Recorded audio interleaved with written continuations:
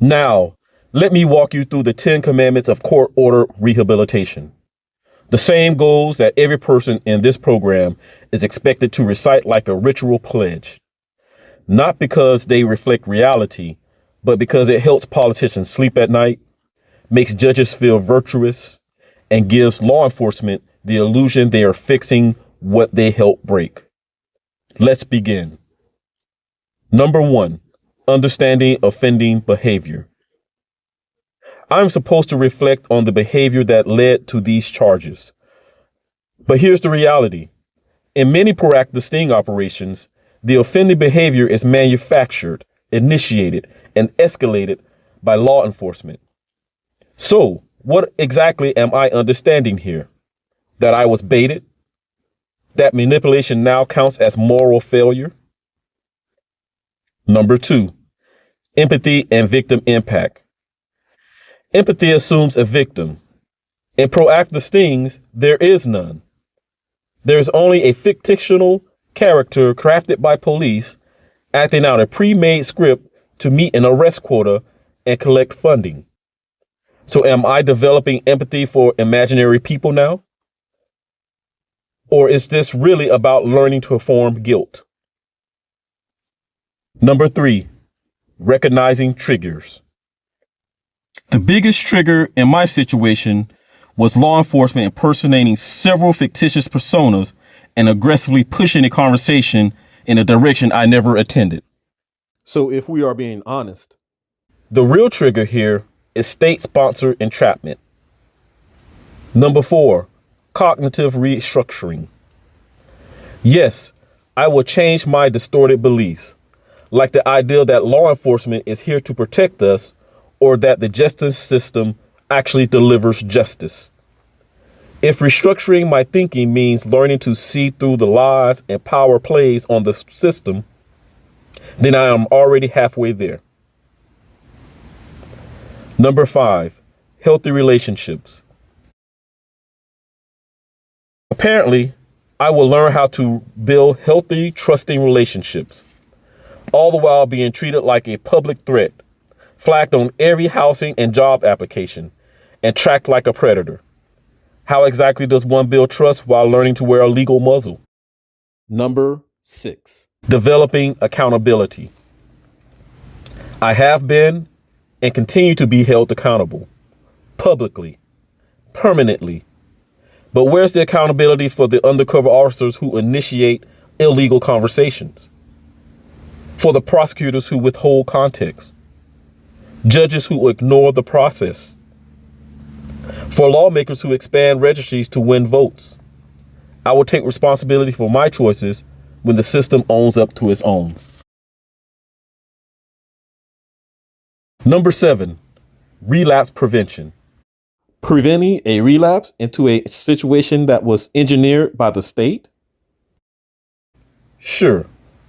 I will avoid all online conversations, all gray areas, all signs of vulnerability, because I have learned that ambiguity is a liability in a system that wants convictions, not truth. Number 8, self-regulation. Let me be clear. The people who should be practicing self-regulations are the ones conducting these things. The officers, the task force, the prosecutors who bend morality to fit their next news conference. But yes, I will continue to manage my emotions while under constant surveillance and public suspicion. Number 9, healthy sexuality. My sexuality is not the problem. What is unhealthy is a system that polices consensual behavior, exploits moral panic, and uses sex as a political tool. I do not need to be fixed. I need to be left alone. Number 10, community reintegration. Reintegration is a generous word for what the registries allow. Housing restrictions, job blacklists, harassment, banishment. It is exile without branding. And yet, I still try. Not because the system helps, but because I refuse to disappear. So there you have it. the 10 obligations. Read them, repeat them, nod solemnly.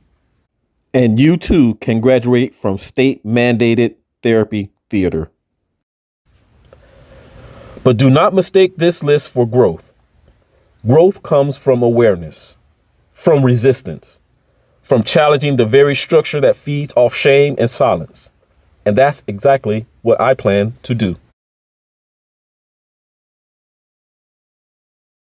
Now that I have honored the state's sacred list of therapeutic goals, let's talk about something that actually has depth. Morality. Not state-enforced morality, not performance morality, real, ethical, internal accountability. Psychologist Lawrence Kohlberg describes 6 stages of moral development, which I'll summarize so that everyone can understand.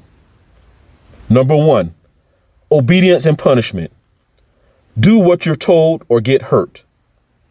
Number 2, self-interest. Do what benefits you, avoid what doesn't.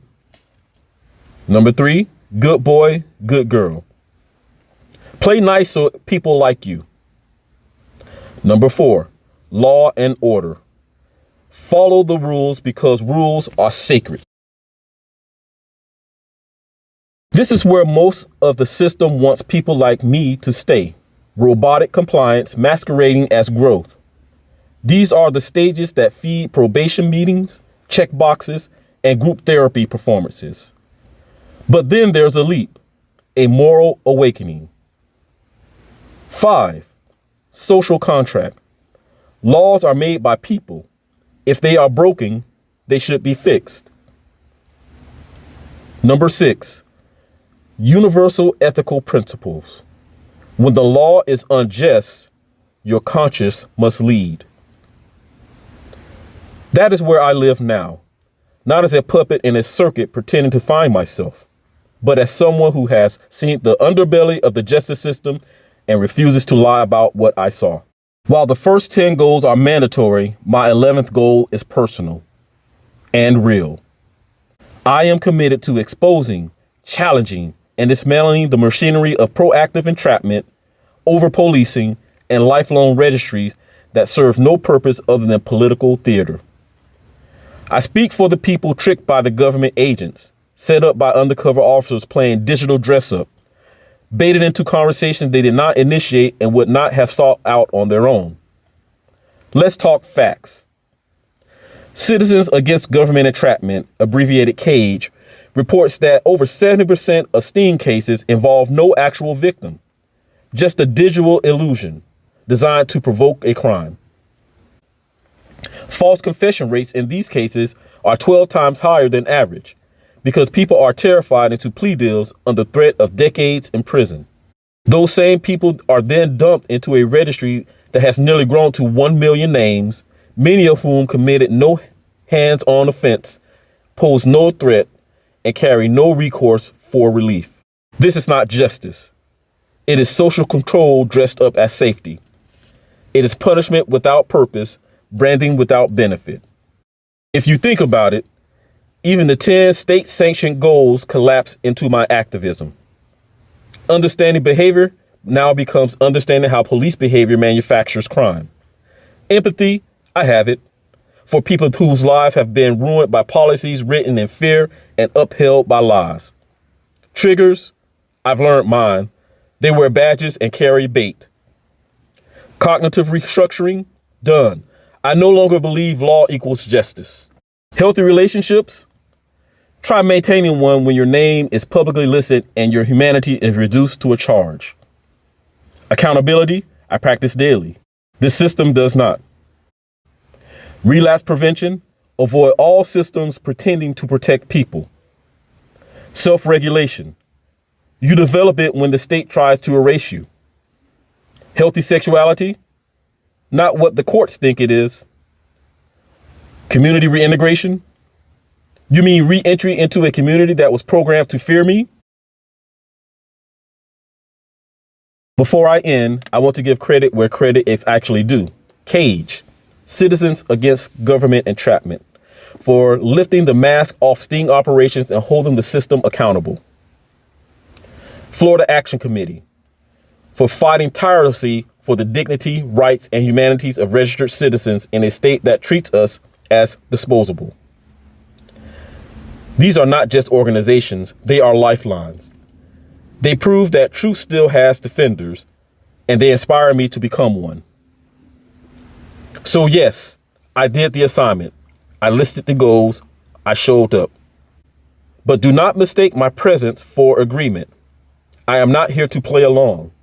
I am here to learn, resist, and fight back. Because what this system fears most is not relapse, it is awareness. And I am very aware.